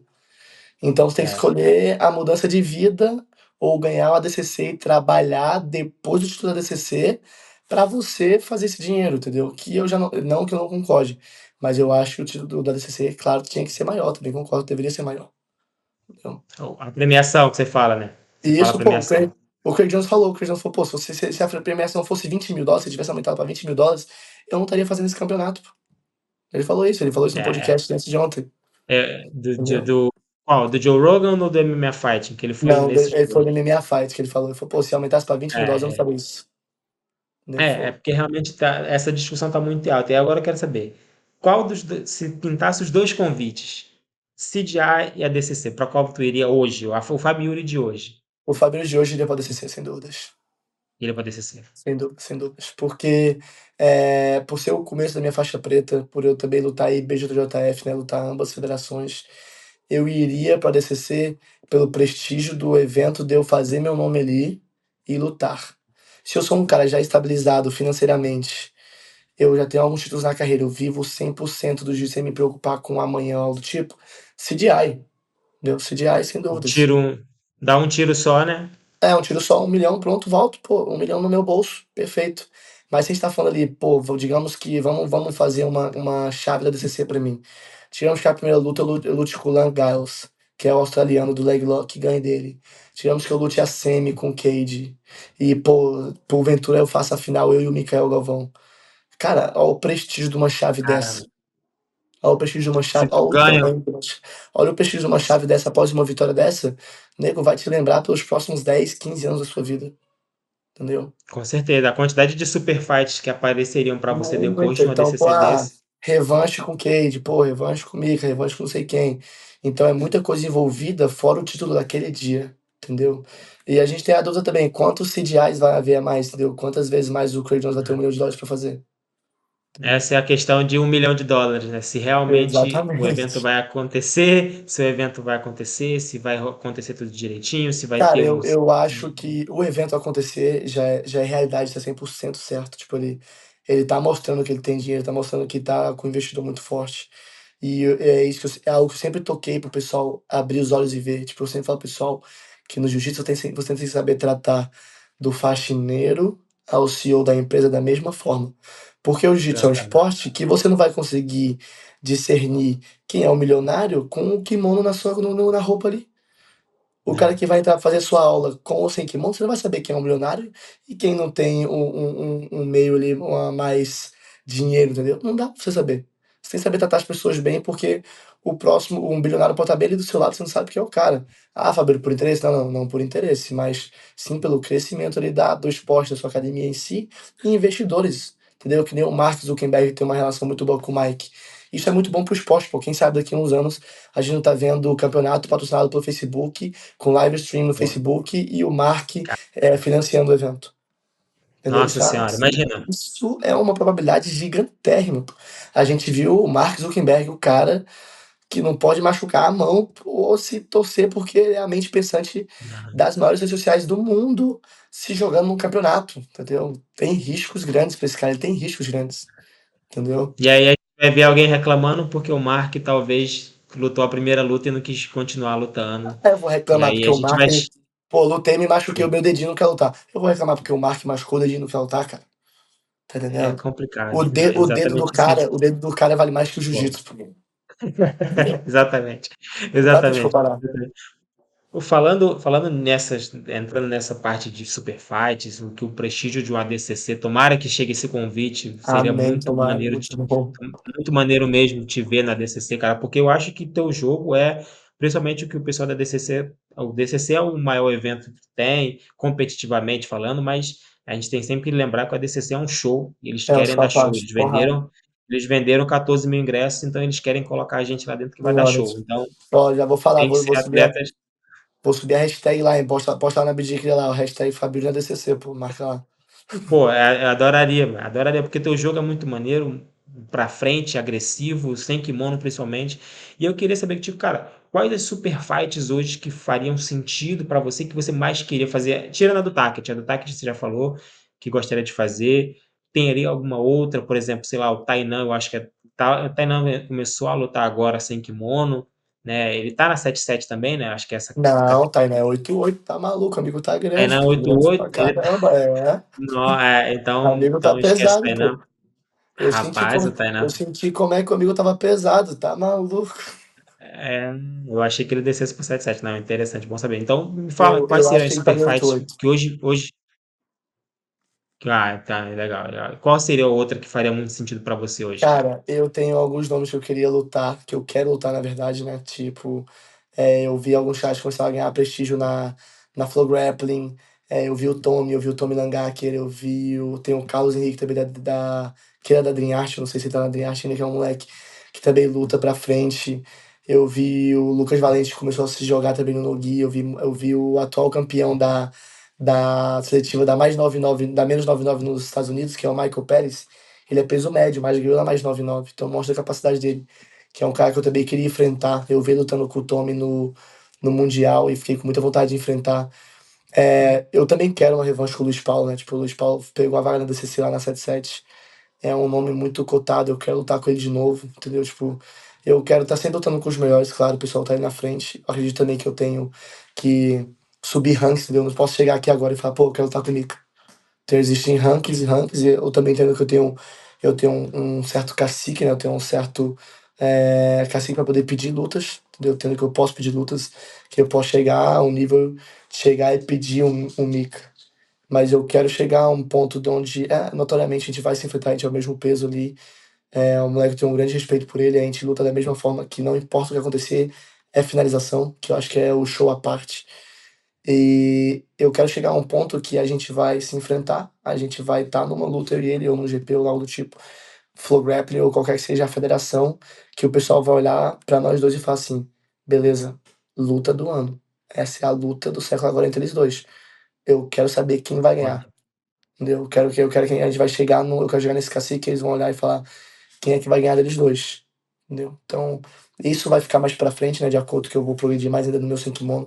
Isso vai ficar mais pra frente. Mas eu também gostaria muito de enfrentar o J-Rod, que vai lutar com o Tainan também, que é um estilo também porradeiro, tipo, do jeito que ele lutou com o Mikael. E o Cody Steele também, cara, um moleque duro também de wrestling e porrada que eu acho que o pessoal precisa é isso, né? O show à parte. Eu não quero chegar e lutar com um cara que vai sentar, ficar assim sentado, ele não quer atacar, ele quer esperar que eu passe, ele não quer que eu passe, ele não quer nada.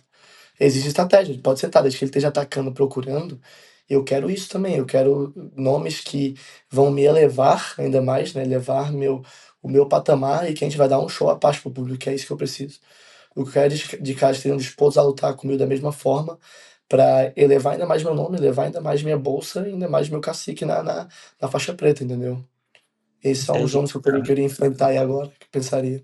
Pô, excelentes nomes, cara. E uma coisa que eu queria muito perguntar, e pelo que eu tô vendo, eu já tenho uma resposta, que é: tu não pretende abandonar o kimono tão cedo. Não. Você em 2023 destruiu tudo no sem kimono, campeão mundial, campeão europeu, ganhou tudo. Um jogo agressivo, muito agressivo pro sem kimono, mas mesmo assim tu não pretende largar o kimono. Cara, pra mim, eu sempre falo pro pessoal, né? O Bochecha sempre falou isso, o Roger também sempre falou isso, né? Lutador luta. Tipo, eu tô sempre disposto a lutar, seja qual for a regra, qual for o estilo, qual for a modalidade ali. Eu quero lutar. Tudo que envolver jiu-jitsu, eu quero estar na mão. Mas é sempre polêmico, eu sempre falo isso, pessoal. Algumas pessoas acham ruim, outras não. Mas pra mim, pro Fabiori, particularmente pro Fabiori, o sem kimono é mais difícil. O sem kimono é bem mais fácil. Entendeu? Em questões assim, o sem kimono permite brechas ali para algumas pessoas se classificarem especialistas em pouco tempo. Que é algo que o jogo de kimono não permite ali, cara. Você tem que estar treinando muito. Você tem que estar melhorando tecnicamente. E eu sempre dou exemplo pros caras, pô, mas isso, porque o kimono é amarrado e tal. Mas existe muita técnica ali, até por trás dessa amarração, né? Entre aspas, amarração, existe muita técnica. Que eu sempre falo pro pessoal, pô, onde é que tu vai me amarrar no sem kimono, pô? Tu vai me amarrar como? Entendeu? Pô, 50-50 tem calcanhar. Pô, fechada tem caras que se jogam pra atacar calcanhar. Mesmo assim, posições de amarração, entre aspas, no sem kimono, é posições de domínio. Que nem dá pra amarrar ele, porque é muito escorregadio. Agora, pô, de kimono, tu vai lutar com um cara que faça lapela de um lado, faz laço do outro. Te bota na 50, joga laço, faz isso. O que que tu vai fazer? Exige um nível técnico muito maior. Então, o que eu quero hoje eu quero chegar a um nível, ao ápice, assim, técnico do meu jogo com kimono para poder continuar lutando ali. Eu quero ser campeão mundial da BJJF, é claro, que é o sonho de todo mundo, né? De todo atleta assim. E o meu não é nem pela questão monetária ou do tipo, é pelo sonho pessoal. Que eu acho que a monetização tá muito mais além do título mundial. A gente já viu campeões mundiais que trabalhavam em outros empregos porque não conseguiam lucrar ou fazer dinheiro depois do título. Então a monetização não vem só do título, isso é certo. Mas é um sonho meu, entendeu? É um sonho meu permanecer. E o kimono pra mim é a essência da arte, pô. É movimentos bonitos, quando você casa as lutas certas, você vai ter lutas explosivas, lutas bonitas. Pô, o Anderson, pô, sempre luta pra frente. Pô, o Tainan luta pra frente, o Mikael, o Jensen. Cara, são essências ali do jiu-jitsu que é pra o Felipe Endo também. É porrada, entendeu? São lutas, tô lutando, listando alguns caras que dão show, pô. A gente vai ali pro Pato, Meihan, pô, o Thalisson. Pô, o Thalisson tá um galo pesado, troca queda, passa, raspa, pé a costa, faz tudo também de kimono. Então isso já virou a essência do esporte, está engrandecendo mais. Eu acho que é o esforço dos atletas ali de dar o show, né? O esforço do atleta de fazer isso casar e as organizações também de casarem as lutas certas, entendeu? Entendi. Cara, eu acho que a gente, esse tem sido um tema muito debatido, né, cara? A questão de título mundial, o que você faz com ele. Eu acho que eu tenho uma opinião bem clara com isso, que é não adianta você ser campeão mundial se você não souber trabalhar esse título mundial, da mesma forma que não adianta você ser campeão da DCC se você não sabe trabalhar o título da DCC. Hoje, o que as pessoas e que o mercado, vamos colocar assim, quer é lutas para frente. Então não adianta lutas mornas, lutas amarradas, que você não vai conseguir trabalhar isso mais para frente. Entendeu? Exatamente isso. Você não vai conseguir pegar um highlight que seja do seu mundial para você poder trabalhar ele mais para frente, para poder vender para algum evento, para alguma coisa, para conseguir alguma luta, se durante o teu mundial inteiro você jogou com o joelho no chão, parado, sem fazer nada. Então, Exatamente isso. vai muito isso também dos atletas entenderem isso, né, cara? A gente não está falando que tem que ser pirueta para cá e para lá, pirueta mas que os atletas têm que entender que as coisas têm que ser mais dinâmicas, né, cara? E Exatamente. Acho que o quesito ali é se jogar mesmo, tipo, entender que. É entender seu nível técnico. Eu acho que quando seu nível técnico tá alto, né? Quanto maior seu nível técnico ali, seu tempo de reação, posição, você vai se sentir cada vez mais confiante pra soltar o jogo. Que nem a gente fala, pô, o Tainan não tem pirueta, essas coisas, pulo mortal e tal. Mas, caraca, se você observar o Tainan passando com o Gator Roll, caraca, o Tainan passando, o Tainan por cima, assim, a versatilidade dele, o Mikael com os bots. Se ele vem de um nível técnico absurdo, entendeu? Tipo, eu mesmo, quando eu tava lutando nas quartas de final com o Max tava birimbolando nas minhas costas e eu dei a chave de joelho nele. Então vem a confiança ali, vem da calma, pô, de saber do nível técnico que eu tenho naquela posição. Deu que meu nível técnico tem que sobressair, que se acontecer, eu vou sair na mão naquela situação, entendeu? pô, é exatamente isso. E, cara, como é que foi? Tu fala muito, cita muito o Tainan, e eu sei que tu passou um mês, mais ou menos, um mês e pouco, alguma coisa assim, na É, um mês e EOJ. meio Cara, lá. como é que foi treinar com o Tainan, treinar com os Mendes? Como é que foi essa experiência ali, cara? Cara, treinar com o Tainan foi terror e desespero, já sabe, Deus é mais. Caraca, muito bom, é o bom mais ruim, entendeu? É bom, mas é ruim. Mas, cara, foi muito incrível, assim, tipo, eu só conheci o Tainan de Instagram, né? Sempre conheci ele pelo Instagram, assim. Eu vejo que a gente tem uma paixão muito legal, assim, em comum, que é tênis, ele se amarra em tênis também, eu gosto pra caramba. A gente já tinha conversado algumas vezes sobre tênis. E eu fiquei muito feliz quando eu recebi o convite do Guilherme, quando eu recebi a mensagem, assim, porque mostrou o nível que estava chegando a excelência do meu trabalho, né? Tipo, o trabalho que eu estava fazendo ali no Senkimono. Porque eu fui pra IOJ ali com foco de treinar com o Tainan para as lutas dele sem kimono, porque o Guilherme precisava de peso médio para treinar com ele e me chamou para treinar com ele lá e eu falei, cara, vou aceitar o convite, vou conversar com o meu professor, vou conversar com a minha equipe e mostrar o quão bom isso vai ser para minha carreira ali no quesito profissional e para aprender. E que a gente queira ou não, o que a OJ, o que a IOJ fez com uma filial, uma academia só, no mundo do jiu-jitsu é revolucionário, pô. Eles colocaram, acho que 6 faixas pretas das 12 finais ano passado. Caraca, isso é Sim, absurdo, isso é, com uma academia isso é sim. absurdo, com uma qualidade muito legal. Então eu falei, cara, tipo, eu quero entender a ética de trabalho deles, entender como é que eles estão trabalhando, porque tá dando certo. Está dando certo, esse fruto do trabalho deles eles estão colhendo, então eles estão trabalhando de uma forma correta. E eu fui pra lá e, pô, levei um tempo pra acostumar, assim, com essa dinâmica de acordar até cedo, entre aspas, cedo demais, né? Eu tava ficando um pouco mais longe da academia, então eu acordava 4h30 da manhã todo dia, 4h30, 4 horas da manhã ali. Ai, mas, pô, eu tava dormindo 8 horas da noite, 8 horas da noite eu tava dormindo todo dia. Mas, tipo, pô, treinava 6 horas da manhã, aula do Tainan, aí tinha alguns 15 minutinhos, 20 minutos de rola. Aí o Guilherme chegava pra aula de Pro, 7 horas da manhã, 8 a gente fazia o técnico e 9 tinha o Cole sem kimono. Então a gente seguia esse batidão assim, a semana toda tinha esse batidão. E quando a gente chegou com a missão, eu até fui pro Guilherme, tipo, eu treinei, primeiro treino assim, eu olhei assim, falei, cara, Guilherme, eu apanhei peia pra 5, eu peguei sozinho, cara. Fiquei isso, tá? Falei, pô, tô muito mal de cabeça, tá? Aí ele, aí ele, pô, relaxa, cara, é como se você estivesse visitando um colégio, você trocou de colégio e foi pra um colégio novo, você não fica estranho, você não fica mal, sente frio na barriga e tal. Falei, pô, sinto pra caramba, pô, senti bem acuado lá. Ele, não, relaxa, vai ficando mais natural. E realmente começou a ficar mais natural. Comecei a fazer amizades lá, fiz amigos assim que, pô, foram pessoas incríveis, tipo, consegui me aproximar do Tainan, o pai dele, pô, o pai dele é um ser humano, pô, incrível, assim, tipo, mostra o sucesso do Tainan também. Vem muito, igual eu falei antes, tipo, da família, né? Essa criação, a família ali, esse suporte. Pô, o pai dele é um ser humano incrível. Tipo, o cara 10 assim, maneiro, sempre trocou muita ideia comigo sobre o futuro. Aí, pô, fiquei amigo do Matheus Rodrigues também, do Jonathan Alves, tipo, pude ter uma não aí, conhecer um pouco mais da história, assim, do Jonathan, né, que ele não compartilha tanto.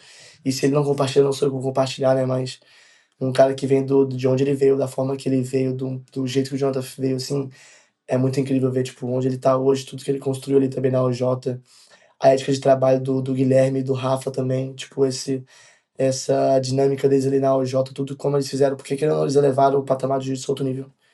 Eu acho que é uma das academias mais lindas que eu já vi, assim, é essa de Mission Viejo. E, caraca, incrível. Tipo, eles levaram o patamar ainda mais, então eu acho que é bom, porque quando chega pessoas assim para levar o patamar, você tem que entender que ele acabou de colocar a barra ali, ó, o nível tá ali.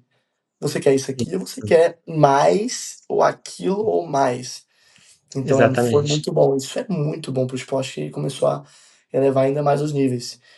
E, cara, eu sempre gostava muito de estar lá todo dia, assim, porque eu falei, pessoal, pô, passei um mês e meio lá, um mês e pouco, mas, pô, pareceu que eu tinha passado um ano. Falei, cara, pareceu que eu passei um ano aqui. Até brinquei com ele, falei, pô, pareceu que eu passei um ano.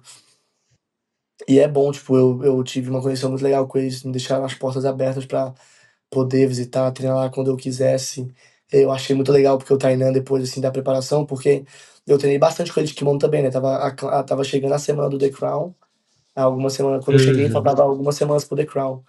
Então a gente treinou bastante de kimono também para ele poder continuar treinando ali para se aperfeiçoar, para lutar.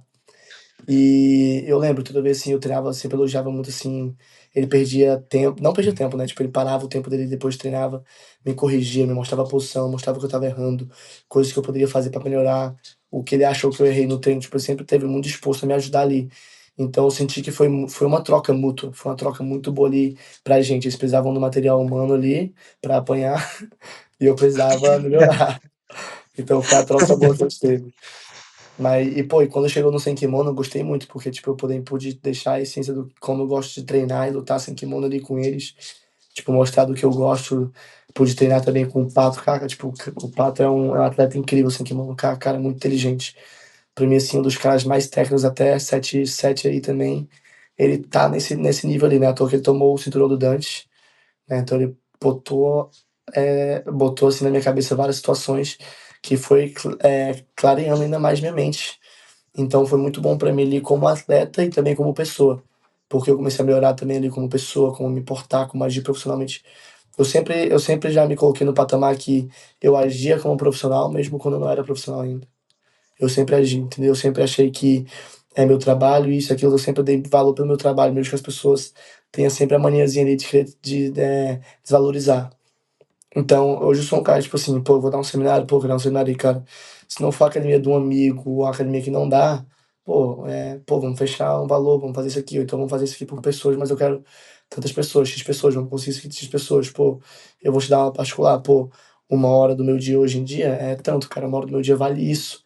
Pô, mas é caro, mas pô, cara, 1 hora do meu dia é 1 hora que eu tô investindo em você, que é 1 hora que eu tenho que investir em mim. Eu tô te dando 1 hora do meu dia que eu tô investindo em Sim, mim. Então, isso sim. eles me ensinaram bastante ali na academia. Pô, eu saí de lá realizado, eu saí de lá, pô, igual criança. Eu lembro que quando eu treinava na minha cidade, eu sei até hoje, eu sei todo o treino todinho quando o Rafa se aposentou em 2016. Eu sei o treino todinho do Build Your Legacy, que foi o vídeo que a OJ postou quando ele se aposentou, que ele bota a mão assim na cabeça com os anéis de campeão mundial dos 6 anéis que ele tinha. E eu lembro que eu olhava igual criança para aquele vídeo, eu sempre olhava, caraca, mano.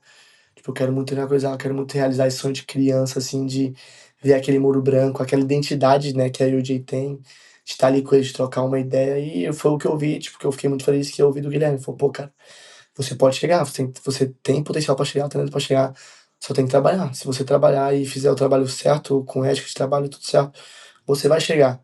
Aí já dá ainda mais aquela chama que você fala: "Caraca, mano, o cara que já chegou ali, o cara que passou por esse processo fala que eu posso chegar, pô, eu sei que eu posso, mas agora eu acredito mais ainda", entendeu? Eu acredito mais ainda. Mu- E Muito eu forte, saí muito saí forte. muito realizado, saí muito realizado, tipo, no final, no meu último dia lá, o Tainan me deu um dos kimonos dele, assim, ele assinou um dos kimonos dele, assim, colocou o nome dele, o Guilherme também assinou, assim, então foi um laço, assim, e uma experiência que eu tive com eles ali que, pô, vou levar pra vida toda, né, tipo, uma experiência, assim, que me agregou muito como atleta e profissional, de me entender como eles trabalham e também melhorar no meu eu como atleta, entendeu. Foi muito Não, bom lá. e a maneira que, pelo que eu vejo assim, dos atletas que vão lá para a AOJ, que não, é claro, tu vai absorver um conhecimento, se tu não absorver conhecimento na AOJ, você não absorve em lugar nenhum, né, Lugar cara? nenhum, exatamente. Entendeu? Mas tu também sai de lá com uma visão empresarial da coisa muito diferente, né, cara? Você sai de lá, é como se você entrasse lá um menino e saísse de lá um adulto, realmente. Não, exatamente isso. Aprendesse que o jiu-jitsu não é só lutar.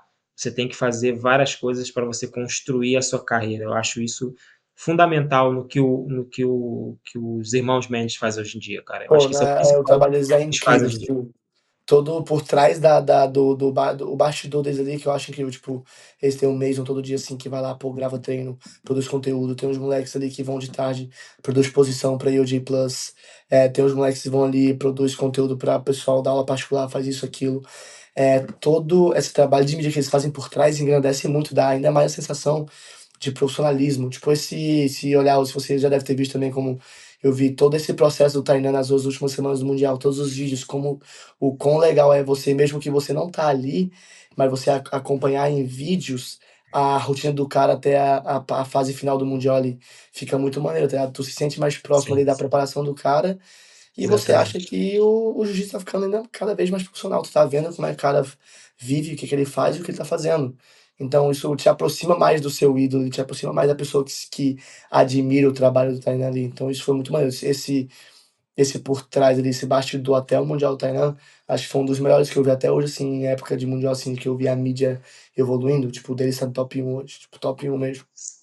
Sim, sim, muito maneiro. Cara, Fabiano, irmão, muito obrigado por essa entrevista, cara. A gente tem mais de 1 hora e meia aqui já de Porra, conversa. uma hora e meia conversando já, bom pra caramba, cara.